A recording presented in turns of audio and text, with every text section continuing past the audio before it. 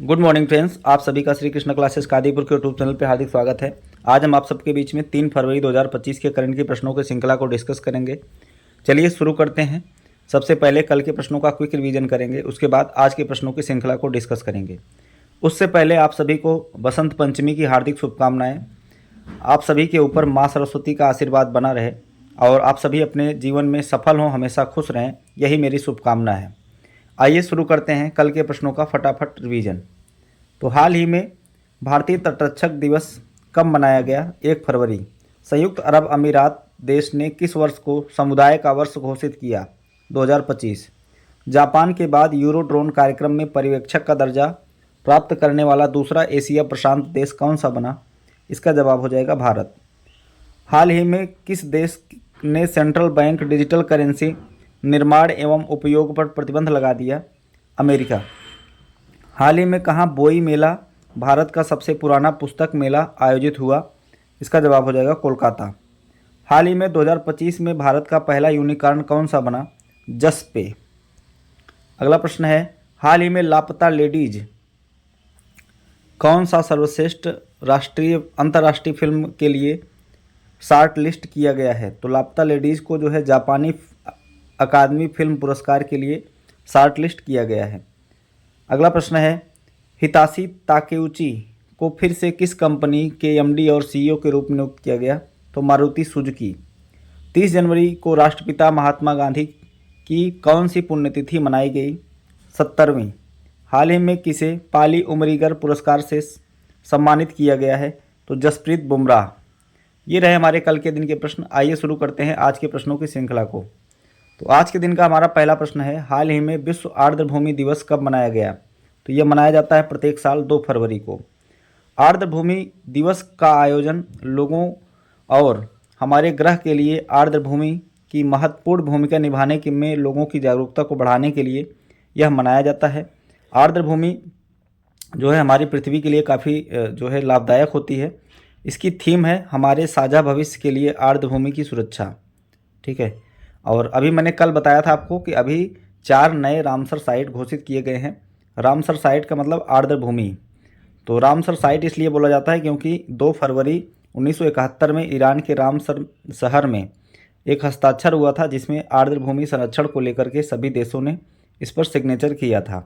ठीक है। तो अभी उधवा झील जो कि झारखंड में है, इसको रामसर स्थल घोषित किया गया है। झारखंड का पहला है। और खेचेओपलरी वेटलैंड जो कि सिक्किम में है। सक्कार-कोट्टई पक्षी अभ्यारण्य जो कि तमिलनाडु में है। थेरथगल पक्षी अभ्यारण्य जो कि तमिलनाडु में। इन चारों को भी नया जो है रामसर स्थल घोषित किया गया है। अब भारत में कुल रामसर स्थलों की संख्या हो गई है 89। और भारत का सबसे बड़ा रामसर स्थल है सुंदरवन, जो कि पश्चिम बंगाल में स्थित है। भारत का सबसे छोटा हिमाचल प्रदेश में है, रेणुका झील। वो अभी उदयपुर इंदौर को वेटलैंड सिटी प्रमाणन प्राप्त शहरों की सूची में शामिल किया गया है। 1 फरवरी 1982 को भारत ने रामसर कन्वेंशन पर हस्ताक्षर किया था। तो विश्व आर्द्रभूमि दिवस 2 फरवरी को क्यों मनाया जाता है? क्योंकि इसी दिन 2 फरवरी 1971 को आर्द्रभूमि समझौते को लेकर रामसर कन्वेंशन हुआ था। इसीलिए इस दिवस को यादगार बनाने के लिए आर्द्रभूमि दिवस मनाया जाता है, वर्ल्ड वेटलैंड डे के रूप में मनाया जाता है। आइए देखते हैं। और अभी देखिए फरवरी माह में मात्र एक दिवस याद रखना है, 1 फरवरी को भारतीय तटरक्षक दिवस के रूप में मनाया गया। अगला प्रश्न देखते हैं, हाल ही में किस देश ने भीख मांगने को अपराध घोषित करने की पहल की? इसका जवाब हो जाएगा पाकिस्तान। तो पाकिस्तान ने अभी जो है भिखारियों के लिए वीज़ा पासपोर्ट बैन कर दिया है, क्योंकि यहाँ पर कई देशों से शिकायतें आ रही थी कि पाकिस्तान के भिखारी जा कर के वहाँ भीख मांग रहे हैं। तो पाकिस्तान ने निरंतर भिखारी भेजे जाने की समस्या से सऊदी अरब और अन्य मध्य पूर्वी देशों के सामने मुश्किलें पैदा की। इसके निपटने के लिए पाकिस्तान ने 4300 भिखारियों को एग्जिट कंट्रोल लिस्ट में डाल दिया। सऊदी अरब ने पिछले साल सख्त कार्रवाई की चेतावनी दी थी। ठीक है। तो यहाँ पर हो जाएगा। और अगला प्रश्न देखते हैं, हाल ही में किसने भारत की पहली हाइड्रोजन ट्रांसपोर्ट पाइप विकसित की है? तो टाटा स्टील। तो टाटा स्टील ने भारत की पहली हाइड्रोजन ट्रांसपोर्ट पाइप विकसित की है। इसका जवाब हो जाएगा टाटा स्टील। अगला प्रश्न देखते हैं, हाल ही में अमेरिका कहाँ प्रवासी बंदी गृह स्थापित करेगा? तो इसका जवाब हो जाएगा क्यूबा। तो संयुक्त राज्य अमेरिका के राष्ट्रपति डोनाल्ड ट्रंप अभी जो है नए बने हैं 47वें नंबर के, ने अभी क्यूबा के ग्वातानामो में स्थित अमेरिकी नौसेना अड्डे पर 30,000 बिस्तरों वाली प्रवासी हिरासत सुविधा बनाने के लिए एक कार्यकारी आदेश पर हस्ताक्षर किया है। तो यहाँ पर जो भी दूसरे देश के आते हैं बंदी, जो मान लीजिए कोई गलत काम वहाँ पर कर दिए, उनको बंदी बनाना हुआ, तो वहाँ इनके लिए अलग से एक बंदी गृह जो है बनाने का निर्णय लिया है क्यूबा में। ठीक है, आप लोग कमेंट बॉक्स में बताएंगे क्यूबा को किस नाम से जाना जाता है। ठीक है, क्यूबा देश को किस नाम से जाना जाता है? जैसे चावल का कटोरा कहा जाता है, कि चीनी का कटोरा कहा जाता है, कि धान का कटोरा कहा जाता है? आप लोग कमेंट बॉक्स में बताएंगे, ऑप्शन मैंने दे दिया है। ठीक है, क्यूबा की राजधानी आप लोग कमेंट बॉक्स में मेंशन करेंगे। आइए देखते हैं अगला प्रश्न।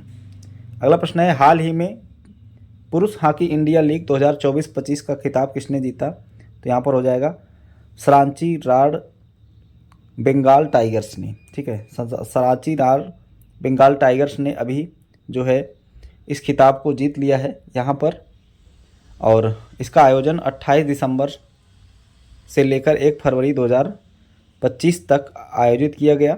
इस बार इसका 6ठा संस्करण था। आयोजन इसका किया गया बिरसा मुंडा हॉकी स्टेडियम जो कि राउरकेला में स्थित है। Player of the tournament Sukhjeet Singh बने हैं जो कि बंगाल टाइगर्स के थे। तो हॉकी इंडिया लीग जीत लिया है रॉयल बंगाल टाइगर ने। आइए देखते हैं अगला प्रश्न। बाकी पश्चिम बंगाल के बारे में जानते हैं। बंगाल की राजधानी होती है पश्चिम बंगाल की कोलकाता। मुख्यमंत्री हैं ममता बनर्जी। राज्यपाल हैं सीबी आनंद बोस। नेशनल पार्क बक्सा, गोरुमारा, जल्दापारा, सिंगलीला, न्योरा, सुंदरवन आदि यहाँ पर राष्ट्रीय उद्यान स्थित हैं। और अभी सौरभ गांगुली को बंगाल का ब्रांड एम्बेसडर बनाया गया था। मुख्यमंत्री ममता बनर्जी ने गंगा सागर मेले का उद्घाटन किया। पश्चिम बंगाल के पर्यटन क्षेत्र को अंतर्राष्ट्रीय मान्यता मिली है। सितंबर 2024 में पश्चिम बंगाल विधानसभा में एंटी रेप बिल पास किया गया। पश्चिम बंगाल में 5 नए पॉक्सो फास्ट ट्रैक कोर्ट स्थापित किए जाएंगे। आईपीएस अधिकारी राजीव कुमार को पश्चिम बंगाल के महानिदेशक के रूप में नियुक्त किया गया है। पुलिस महानिदेशक के रूप में नियुक्त किया गया है। पश्चिम बंगाल के पूर्व मुख्यमंत्री और वरिष्ठ नेता बुद्धदेव भट्टाचार्य का अभी कुछ दिन पहले निधन हो गया है। अगला प्रश्न है, हाल ही में किसने डिजिटल ज्ञान भंडार धरोहर लॉन्च किया? इसका जवाब हो जाएगा सेबी। तो यहाँ पर सेबी के द्वारा लॉन्च किया गया है डिजिटल ज्ञान भंडार धरोहर। Security and exchange board of India इसका फुल फॉर्म होता है। तो सेबी ने धरोहर नाम से सिक्योरिटी मार्केट के लिए डिजिटल ज्ञान भंडार शुरू किया, जिसका उद्देश्य देश की प्रतिभूति बाजार की समृद्धि, विरासत और विकास का दस्तावेजीकरण और प्रदर्शन करना है। मूल रूप से एक वेबसाइट होगी जहां शेयर बाजार से जुड़े सभी महत्वपूर्ण बातें रहेंगी और लोगों तक ये पहुंचेंगी। ठीक है, तो यहाँ पर ये डिजिटल ज्ञान भंडार धरोहर का जो है लॉन्च किया है सेबी ने धरोहर नाम से। आगे देखते हैं अगला प्रश्न। आप लोग बताएंगे सेबी का हेडक्वार्टर कहाँ है? हाल ही में वर्ल्ड पिकबॉल लीग 2025 किसने जीता? इसका जवाब हो जाएगा बेंगलुरु जवान्स। तो बेंगलुरु जवान्स ने पुणे यूनाइटेड को हरा करके यह खिताब जीत लिया है वर्ल्ड पिकबॉल लीग 2025। तो इसका पहला संस्करण आयोजित किया गया था 24 जनवरी से 2 फरवरी 2025 तक इसका आयोजन किया गया। उप विजेता यहाँ पर पुणे यूनाइटेड रही और प्लेयर ऑफ द लीग रहे हैं कैटरीना स्टीवार्ट।